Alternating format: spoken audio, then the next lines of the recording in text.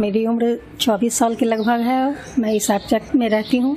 मैं 4.5 महीने की प्रेग्नेंट हूँ। मैंने अभी अपना वज़न तो चेक नहीं कराया है, पर मुझे खुद में लगता है कि मेरा वज़न बढ़ रहा है। जैसे भारी काम करना, ज़्यादा बैठ वाला भी काम जैसे ज़्यादा नहीं करना होगा तुमको, और खाने पीने पे विशेष रूप से तुमको ध्यान देना होगा। इग्नोर नहीं करना होगा अभी किसी भी चीज़ को। उधर ये सब सवाल हम लोग से क्या पूछ रहे भाई? क्या जवाब देंगे हम लोग? ये सब हम लोग को जानने का कोई मतलब है? सब लेडीज औरत का काम है, वो लोग जाने, वो लोग जानती है, करती है। अब कैसे करती है वही लोग बताएगी। जाइए पूछिए।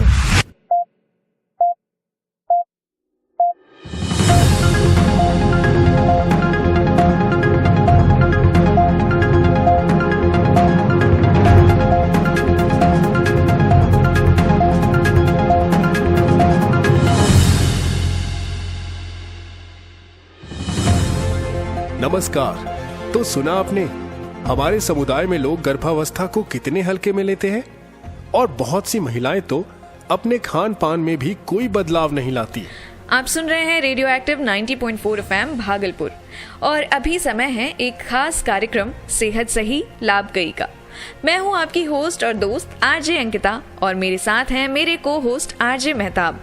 हमेशा की तरह आज भी मैं आपके लिए सेहत और लाभ से जुड़ी बहुत सारी जरूरी बातें लेकर आई हूँ। शुरू हो चुकी है एक नई कड़ी जो आपकी जिंदगी के साथ है जुड़ी। सेहतिया सिंह और टीकन देवी के संग बात करेंगे सेहत की, दूर करेंगे बहुत से भ्रम। सीखेंगे, सिखाएंगे, पैसे भी अपने बचाएंगे, बेहतर स्वास्थ्य के लिए बदलेंगे अपना व्यवहार। टीबी, हाथी पांव जैसे बीमारियों से अपने बचाएंगे, सरकारी अस्पतालों में मुफ्त इलाज करवाएंगे। बीमारी से सेफ रखेंगे अपना परिवार, रहेंगे रोग मुक्त, जीवन रहेगा खुशहाल। मैं स्वस्थ हूँ, मैं पूरे तन मन से स्वस्थ और तंदुरुस्त हूँ। मुझे हर रोज स्वास्थ्य का उपहार देने के लिए शुक्रिया। Thank you, thank you, thank you. सुनना न भूलिएगा सेहत सही लाभ कई, सिर्फ आपके अपने सामुदायिक रेडियो एक्टिव भागलपुर 90.4 FM पर। आप तो जान ही गए होंगे कि आज हम बात करेंगे दूसरी तिमाही की, यानी गर्भावस्था के चौथे, 5वें और 6ठे महीने की जरूरी देखभाल, पोषण, टेस्ट और सरकारी योजनाओं के लाभ के बारे में। आपको याद होगा, पिछले एपिसोड में हमने आपको बताया था कि जैसे ही महिला को अपनी गर्भावस्था का पता चलता है, उसे तुरंत ही किसी नजदीकी आयुष्मान आरोग्य मंदिर, सरकारी अस्पताल, स्वास्थ्य केंद्र या आंगनवाड़ी केंद्र में अपना पंजीकरण करा लेना चाहिए। इससे उसे नियमित स्वास्थ्य जांच, जरूरी दवाइयां और सरकारी योजनाओं का लाभ आसानी से मिल सकेगा। हमने अपने एक्सपर्ट से ये भी जाना था कि जब कोई महिला गर्भवती होती है तो उसे कई शारीरिक और मानसिक बदलावों से गुजरना पड़ता है। शुरू के 1-2 महीने में महिलाओं को उल्टी, मितली, सुबह सुबह थकान और नौशिया यानी कि जी मचलना आम बात है। साथ ही शरीर को ज्यादा ऊर्जा की जरूरत होती है, जिससे थकान और कमजोरी महसूस होती है। कई बार मूड स्विंग्स भी होते हैं, और शुरू में कई महिलाओं के वजन में भी काफी गिरावट देखने को मिलती है। आज हमारे साथ है हमारी भाभी टीकन देवी। सेहतिया सिंह भैया को आप सब जानते ही हैं, ये उन्हीं की पत्नी है और एक स्वास्थ्य कार्यकर्ता भी।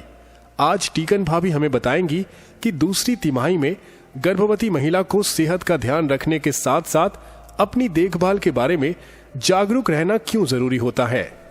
सबसे पहले सभी श्रोताओं को मेरा नमस्कार। बिल्कुल सही कहा आपने, जानकारी बहुत जरूरी होती है, क्योंकि महिला सिर्फ अपनी नहीं बल्कि अपने होने वाले बच्चे की भी जिम्मेदारी उठाती है। टीकन देवी जी, एक सवाल ये भी आया था कि अगर कोई महिला गर्भवती है तो वो खुद को आयुष्मान आरोग्य मंदिर, आंगनवाड़ी या सरकारी अस्पतालों में कैसे पंजीकृत करा सकती है? इसका जवाब बहुत आसान है। कोई भी गर्भवती महिला अपनी जांच और पंजीकरण के लिए नज़दीकी सरकारी अस्पताल या आयुष्मान आरोग्य मंदिर जा सकती है।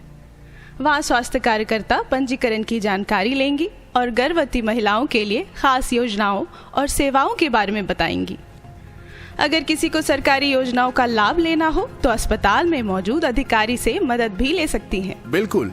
और टीकन भाभी, क्या आप हमारे श्रोताओं को ये बता सकती हैं कि आयुष्मान आरोग्य मंदिर क्या है और वहाँ गर्भवती महिलाओं को कौन कौन सी सुविधाएं मिलती हैं? जरूर।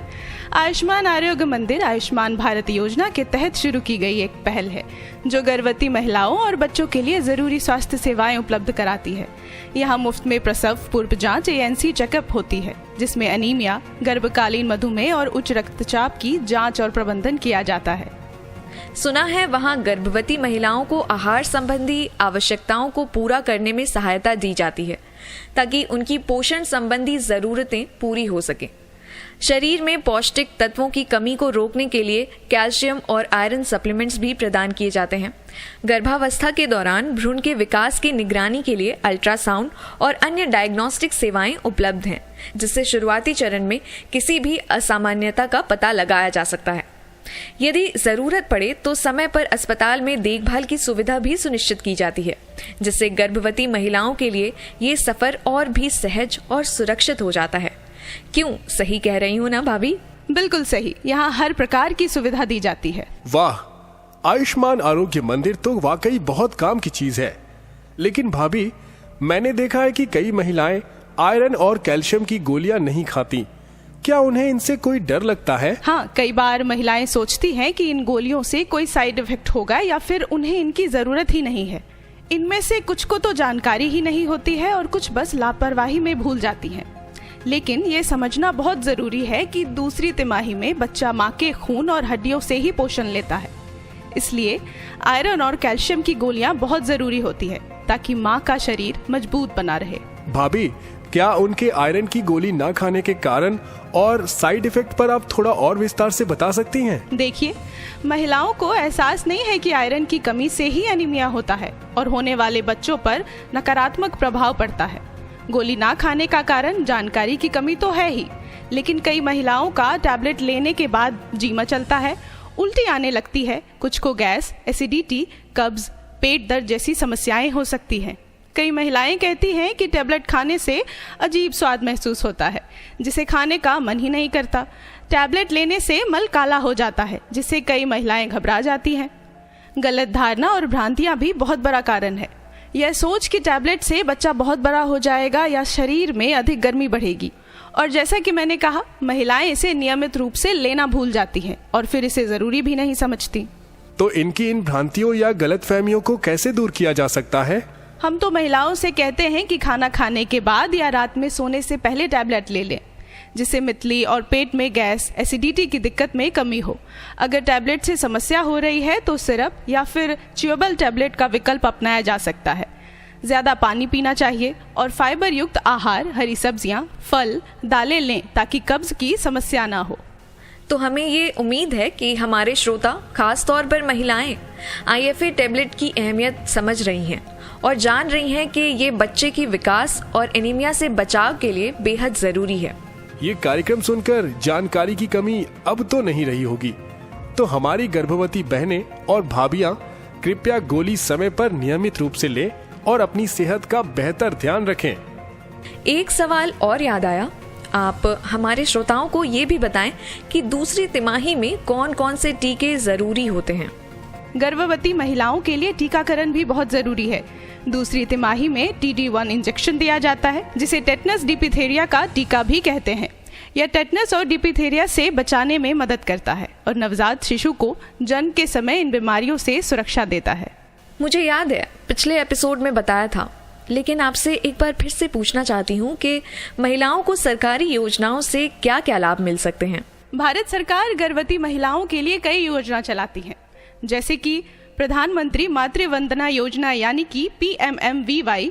इस योजना के अंतर्गत पहली बार गर्भवती होने पर 5,000 रुपए की सहायता मिलती है। दूसरी योजना है जननी सुरक्षा योजना। इस योजना के अंतर्गत अस्पताल में प्रसव होने पर 1,500 रुपए की आर्थिक मदद मिलती है। वहीं तीसरी योजना है आंगनवाड़ी केंद्रों से मुफ्त पोषण आहार। चौथे की बात करें तो सरकारी अस्पतालों में मुफ्त जांच और दवाइयाँ। वहीं पांचवी योजना की बात करें तो आपातकाल में सुविधा के लिए 102 एम्बुलेंस सेवा भी उपलब्ध है। अच्छा भाभी, जैसा कि आपने बताया 102 एम्बुलेंस सेवा भी मिलती है, ये क्या है? आप इसे ऐसे समझिए कि 102 एम्बुलेंस सेवा गर्भवती महिलाओं और नवजात शिशुओं के लिए जीवन रक्षक सुविधा है। यह सुविधा भारत सरकार द्वारा चलाई जाने वाली निःशुल्क मातृ एवं शिशु परिवहन सेवा है, जिसका मुख्य उद्देश्य गर्भवती महिलाओं, नवजात शिशुओं और शिशु रोगियों को समय पर सुरक्षित चिकित्सा सुविधा उपलब्ध कराना है। तो इस सेवा की प्रमुख विशेषताएं क्या है? क्या कोई भी गर्भवती महिला इसका इस्तेमाल कर सकती है और ये सेवा एकदम निःशुल्क है? जी हाँ, यह बिल्कुल निःशुल्क सेवा है। यह केवल गर्भवती महिलाओं और नवजात शिशुओं के लिए पूरी तरह से मुफ्त परिवहन सुविधा है। यह परिवहन सुविधा गर्भवती महिलाओं को प्रसव के लिए घर से सरकारी अस्पताल तक पहुंचाने में मदद करती है और डिलीवरी के बाद महिला और नवजात शिशु को घर तक सुरक्षित पहुंचाने की सुविधा भी इसी परिवहन से मिलती है। मतलब जब छुट्टी हो जाए तो माँ और बच्चा दोनों इसी एम्बुलेंस से घर आ सकते हैं। गर्भवती महिला को तो देर रात भी अस्पताल जाने की जरूरत पड़ सकती है, तब भी इसकी सुविधा उपलब्ध होगी? यह 24/7 सेवा है। एम्बुलेंस दिन रात हफ्तों के 7 दिन उपलब्ध रहती है। यह विशेष रूप से सुसज्जित एम्बुलेंस होती है, जिसमें जरूरी चिकित्सा उपकरण, ऑक्सीजन सिलेंडर और अन्य सुविधाएं भी उपलब्ध होती है। यह सेवा जननी सुरक्षा योजना यानी कि JSY और जननी शिशु सुरक्षा कार्यक्रम यानी कि JSSK के तहत दी जाती है। तो इसका उपयोग करने के लिए क्या करना होता है? मेरा मतलब है, क्या करना होता है? इस सेवा का लाभ उठाने के लिए सिर्फ 102 यानी कि 102 नंबर पर कॉल करें। यह सेवा ग्रामीण और शहरी दोनों क्षेत्रों में उपलब्ध है। ये तो बहुत बढ़िया सेवा है। भाभी, अब आप एक बात बताइए कि सरकार तो पूरी मदद कर रही है, लेकिन गर्भावस्था के दौरान परिवार और पति का समर्थन कितना जरूरी होता है? मुझे खुशी है कि आपने ये सवाल पूछा। घर के सभी सदस्यों का, खास तौर पर पति का समर्थन बहुत जरूरी होता है। सकारात्मक माहौल, अच्छा खान पान, हल्का व्यायाम और मानसिक शांति गर्भवती महिला के लिए बेहद फायदेमंद होते हैं और परिवार को चाहिए कि वे महिला का पूरा ध्यान रखें, उसे तनाव मुक्त माहौल दें। और पति तो पत्नी के काम में हाथ बटा सकते हैं, उन्हें भारी सामान उठाने से रोक सकते हैं, उन्हें मनपसंद खाना बनाकर खिला सकते हैं। सबसे बड़ी बात कि इस दौरान हर कदम पर उनका साथ देते रहें। अब जब बात खान पान की हो ही रही है, तो ये बताएं कि दूसरी तिमाही में महिलाओं को क्या खाना चाहिए? दूसरी तिमाही तो वो समय होता है जब शिशु का विकास तेजी से हो रहा होता है, उसके अंग विकसित हो रहे होते हैं, इसलिए पोषण के लिहाज से ये समय ज़रूरी होता है। महिला को अपने खाने पीने का विशेष ध्यान रखना चाहिए, पोषित आहार लेना चाहिए, साथ ही उसको हल्का फुल्का व्यायाम भी करना चाहिए और कोशिश करें कि कुछ स्वास्थ्य संबंधित व्यायाम भी करें ताकि आगे डिलीवरी के वक्त थोड़ी आसानी हो सके। तो आपके हिसाब और अनुभव से एक महिला को दूसरी तिमाही के दौरान अपनी और अपने बच्चे की देखभाल कैसे करनी चाहिए? एक स्वस्थ माँ और बच्चे के लिए जरूरी है संतुलित आहार। आयरन, फॉलिक एसिड की गोली तो ले ही लें, लेकिन साथ में पालक, चुकंदर, गुड़, अनार भी खाएं। इनमें आयरन होता है। विटामिन डी और कैल्शियम के लिए दूध, दही, पनीर खा सकते हैं और साथ में गोलियां भी खाएं। धूप सेकने से विटामिन डी मिलता है। प्रोटीन की पूर्ति दाल, अंडा, मूंगफली, सोयाबीन से मिल सकता है। अखरोट, अलसी के बीज, मछलियों से ओमेगा 3 मिलता है। पानी सही मात्रा में पिए। छाछ, दूध, नारियल पानी या फलों का रस भी ले सकते हैं। घर का खाना खाएं और ना ज़्यादा नमक, ना ज़्यादा मीठा खाएं। तो दोस्तों, आज हमने जाना कि दूसरी तिमाही में हमें किन किन बातों का ध्यान रखना चाहिए। साथ ही सही पोषण, जरूरी टेस्ट और सरकारी योजनाओं के लाभ के बारे में भी हमें महत्वपूर्ण जानकारी मिली।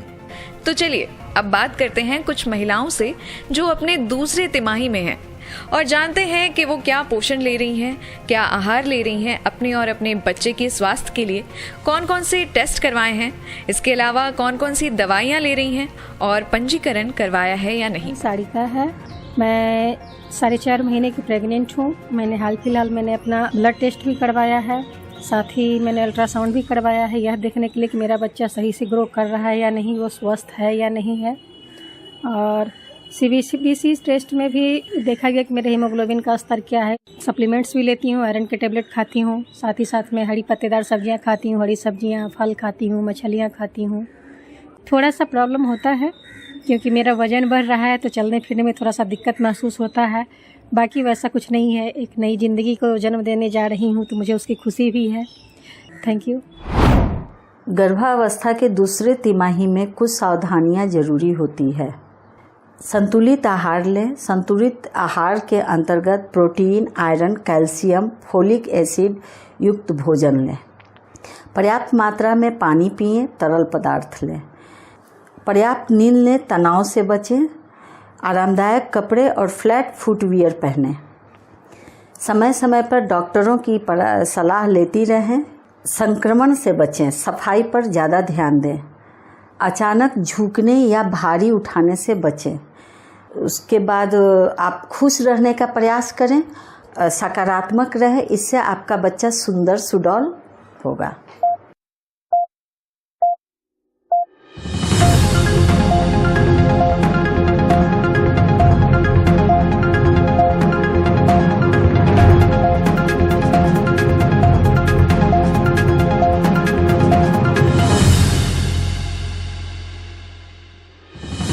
गर्भावस्था की दूसरी तिमाही माँ और बच्चे दोनों के लिए बेहद महत्वपूर्ण है।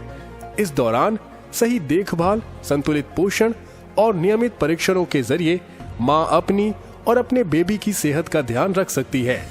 यदि किसी तरह की चिंता या समस्या हो तो तुरंत डॉक्टर से सलाह लेना चाहिए।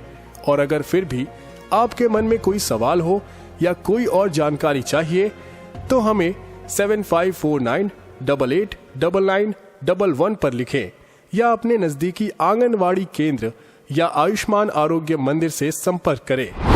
अब वक्त आ गया है शपथ लेने का। सभी खड़े हो जाएं और हाथ जोड़ें और शपथ लें कि हम अपने और अपने परिवार की जिम्मेदारी लेंगे। अपने और अपने परिवार के स्वास्थ्य को प्राथमिकता देंगे, क्योंकि सेहत ही असली धन है। सरकारी स्वास्थ्य सेवाओं और योजनाओं का पूरा लाभ उठाएंगे और दूसरों को भी जागरूक करेंगे।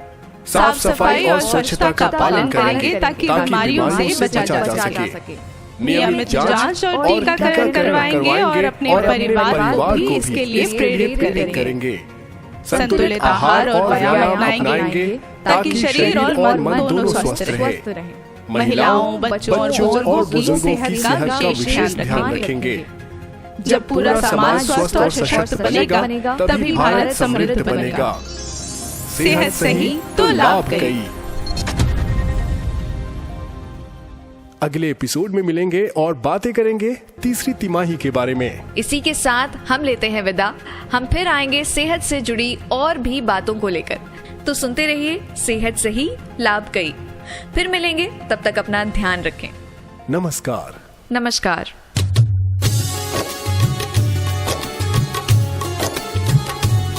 जो स्वस्थ जन्म ले बच्चा हो सेहतमंद घर वाली। जो स्वस्थ जन्म ले बच्चा हो सेहतमंद घर वाली। उत्तम हो स्वास्थ्य समाज का हर तरफ फैले खुशहाली। उत्तम हो स्वास्थ्य समाज का हर तरफ फैले खुशहाली। जो स्वस्थ जन्म ले बच्चा हो सेहतमंद घर वाली। जो स्वस्थ जन्म ले बच्चा।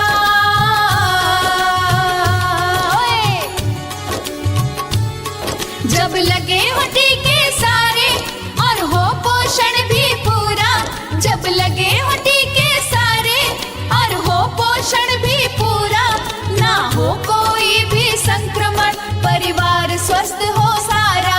परिवार स्वस्थ हो सारा। चाहे हो कोई बीमारी या आए कोई महामारी। चाहे हो कोई बीमारी या आए कोई महामारी। निपट लेंगे सबसे कितनी मुश्किल हो भारी। निपट लेंगे सबसे कितनी मुश्किल हो भारी। जो स्वस्थ जन्म ले बच्चा। स्वस्थ होगा तन मन, तभी खुशहाल होगा जीवन। ये संदेश रेडियो एक्टिव भागलपुर द्वारा जनहित में जारी।